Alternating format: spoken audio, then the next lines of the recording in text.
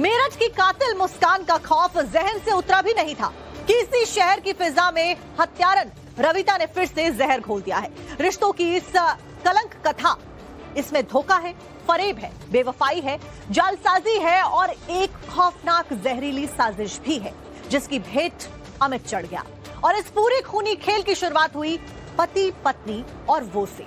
ये वही वो है जो सौरभ हत्याकांड में मेन किरदार था, आपको याद होगा। अमित हत्याकांड में भी उसी तरह के किरदार ने एक अहम भूमिका निभाई है इस बार। लेकिन मास्टरमाइंड कौन है? रविता, जिसने पति की हत्या का इतना शातिर प्लान बनाया कि अगर पोस्टमार्टम ना होता, सोचिए, तो शायद सच चार दीवारी में ही दम तोड़ देता। लेकिन एक कागज के टुकड़े ने रविता के मास्टर प्लान का पूरा पर्दाफाश कर दिया कि कैसे पति को प्रेमी के साथ में मिलकर मौत के घाट उतारने के बाद एक सांप के साथ में उसको छोड़ दिया गया। एक सांप पर इल्जाम लगा दिया गया और सिर्फ इल्जाम ही नहीं लगाया उस सांप के ऊपर, उस सांप से जबरन कई बार पति अमित को डसवाया भी। यकीन करना मुश्किल है, लेकिन ये शैतान की भी रूह कपाने वाली खौफनाक कहानी एकदम सत्य है।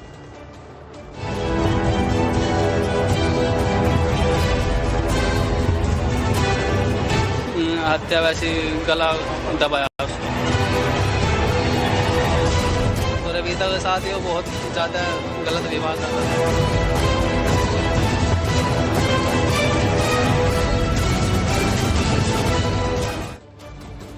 मेरठ अमित हत्याकांड से जुड़ी हुई इस वक्त की बड़ी खबर। नवभारत पर अमित की हत्या के आरोपी का कबूलनामा सामने आया है। हत्या के 7 दिन पहले साजिश रची गई थी। हत्यारा अमरदीप रविता ने हत्या का प्लान बनाया था और हत्यारे अमरदीप के द्वारा ये बताया गया है और कबूलनामा उसका सामने आया है। कई सारी बातें उसके द्वारा कही गई। हत्या के बाद में खाट के नीचे सांप हमने ही रखा था। देखिए, सांप का सौदा किया गया, सांप को खरीद के लाया गया, पहले गला घोटकर मौत के घाट उतारा गया अमित को और उसके बाद में सांप छोड़ दिया गया ताकि वो उसको कई बार डसे और उसके बाद ऐसा लगे कि मानो सांप के डसने की वजह से मौत हुई है। क्या नाम है आपका? अमरदीप। अमरदीप, कब ये प्लानिंग हुई रविता के साथ मिलके कि उसके पति की हत्या करनी है? कुछ ही दिन पहले, 5-7 दिन पहले। हत्या कैसे की आप लोगों ने? हत्या वैसे गला दबाया उसको। दोनों ने मिलकर दबाया? जी। हाथ से दबाया, किसी और चीज से घुटा था? ना, हाथ से। क्यों दबाया, क्या कारण था? क्या रविता ने आपको ऐसा बोला कि आपने उसके पति अमित की हत्या कर दी? मारपीट करता था। मेरे पीछे कुछ लड़के लगा रखे थे जो मुझे रास्ते में रोक टोक करते थे। मुंह बांध रखा था। कुछ लड़के घर पे भी जाते थे। मेरी मम्मी ने मना करा कि ये नहीं जाएगा कहीं भी। 2 दिन लगातार गए। मेरा अंदर बढ़ का काम है, तैल पर था काम करता हूँ मैं, तो खतरा हो गया था कि मुझे मरवा देगा। तो रविता के साथ ही वो बहुत ज्यादा गलत व्यवहार करता था। उसके साथ मारपीट, बेल्ट से हर जी, फिर फोटो वगैरह कह रहा था कि तेरे डाल दूंगा, रिलीज करूंगा, और वो टॉर्चर करता था उसे। ये सांप का आइडिया कहाँ से है कि सांप डसने का एक प्लानिंग करते हैं कि सांप डसा है, सांप ने उसको डसा है, इस तरीके से पूरी कहानी बनाते हैं? ये आइडिया किसका था? रविता का। सांप कहाँ से लिया? महमूदपुर के निखिल नाम के लड़के से। कितने रुपए में लिया था सांप? 1000 रुपए में। तो सांप जब लिया तो जिंदा था सांप? वो हाँ, जिंदा था, झोले में ही था। उसकी लाश के नीचे किसने रखा? झोला रख दिया था वहाँ पे हमने ही। जब फिर झोला का तो फैल गया था वो नीचे ही। फिर हम आ गए थे वहाँ से।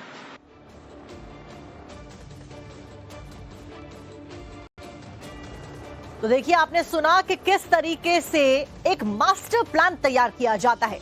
पति पत्नी और वो की एक और कहानी सामने आई है, वो भी मेरठ से ही।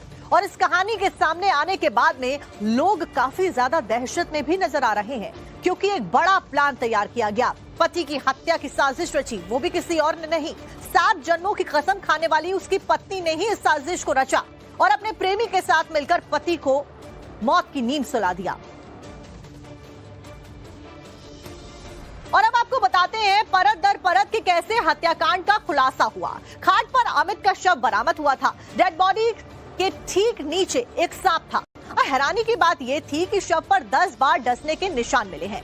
और सवाल यह है कि यह संभवतः कैसे हुआ, क्योंकि अगर सांप एक बार भी काटता है तो अमित को भागने का मौका जरूर मिलता, अमित उठता, उसकी नींद टूटती। संदेह यहां से पैदा हुआ पुलिस को, जिसके बाद पुलिस ने जांच पड़ताल शुरू की। फिर अमित की पत्नी ने साजिश के तहत अफवाह फैलाई कि अमित को तो सांप ने काट लिया, जिसकी वजह से उसकी मौत हो गई।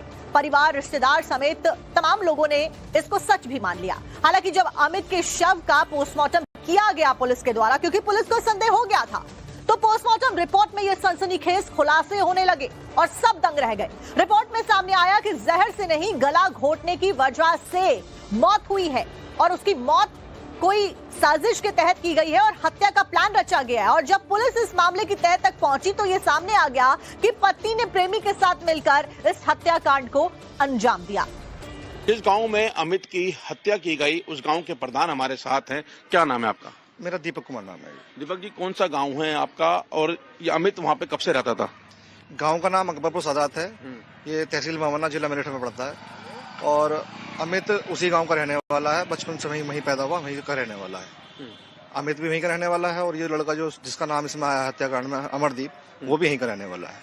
कब पता लगा आप लोगों को कि अमित की हत्या हुई है और हत्या के बाद जो प्लानिंग थी सांप वाली, इसके बारे में कब खुलासा हुआ? नहीं, हम लोग तो शुरू में तो यही सोच रहे थे, जब से जिस दिन ये घटना सामने आई कि ये तो स्नेक बाइट है, सांप ने काटा और जो है वो लड़का गुजर गया। कौन सी तारीख को हुई घटना? ये घटना अभी शायद 2 या 3 दिन पहली घटना है। तो और हम लोग उस दिन पूरे दिन पोस्टमार्टम पे भी साथ में रहे और काफी जद्दोजहद के बाद पोस्टमार्टम हुआ। पहले परिजन तैयार नहीं थे पोस्टमार्टम के लिए, तो तब पोस्टमार्टम की रिपोर्ट जब कल शाम को आई है, कल दोपहर में, तो तब जाके उसमें आया कि भाई इसकी जो है हत्या वो गला दबा के दम घुटने से हुई है। तब पुलिस आई और इन लोगों को पकड़ के लेके गई और पूछताछ में इन लोगों ने इस बात का खुलासा किया। कैसे इन लोगों पर शक कैसे आया पुलिस का? पुलिस का दरअसल में शक जो गया वो थोड़ी सी गाँव में चर्चाएं इन लोगों के बारे में चल रही थी। उन चर्चाओं के जो है वो जो जितनी भी चर्चाएं थी वो थाने तक पहुंची। फिर में भी हो सकता है कि कॉल डिटेल के माध्यम से वो चीजें सामने आई हो। मेरठ के अमित हत्याकांड में दिल दहला देने वाला खुलासा सामने आए हैं कई सारे। यहां भी पत्नी ने पति को वो के चक्कर में मौत के घाट उतार दिया और इल्जाम सांप के सिर पर डाल दिया, क्योंकि उसे पता था कि सांप गवाही नहीं दे सकता, बेजुबान जानवर है। लेकिन कहते हैं कि कानून के हाथ बेहद लंबे होते हैं, जो रविता और उसके प्रेमी अमरदीप के गले तक पहुंच चुके हैं और अब उनको इसकी सजा जरूर मिलेगी।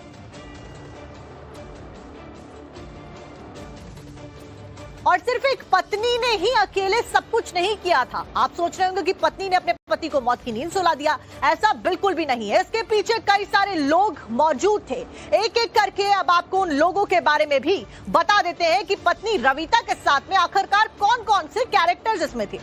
सबसे पहला कैरेक्टर है रविता, यानी कि मृतक की पत्नी।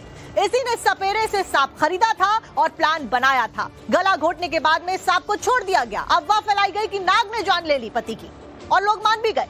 लेकिन इसमें दूसरा आरोपी है अमरदीप, यानी कि रविता का प्रेमी। इसने रविता के साथ में मिलकर अमित की हत्या की साजिश रची थी। ये प्लानिंग में पूरी तरह से शामिल था रविता के साथ। कब क्या करना है, कैसे करना है, किस तरीके से करना है, इसने सब कुछ तय किया रविता के साथ मिलकर। तीसरा कैरेक्टर है सपेरा, क्योंकि ये वो सपेरा है जिसने सांप सप्लाई किया। इसी ने रविता को जहरीले सांप की सप्लाई दी और इसने 1000 रुपए में सांप को बेच दिया, जिसने जान ले ली। और उसी वाइपर स्नेक को अमित की बॉडी के पास में रख दिया गया। पहले तो गला दबाया गया, उसके बाद में सांप को खरीद के छोड़ दिया गया। गांव वाले कुछ युवक भी इसमें शामिल थे।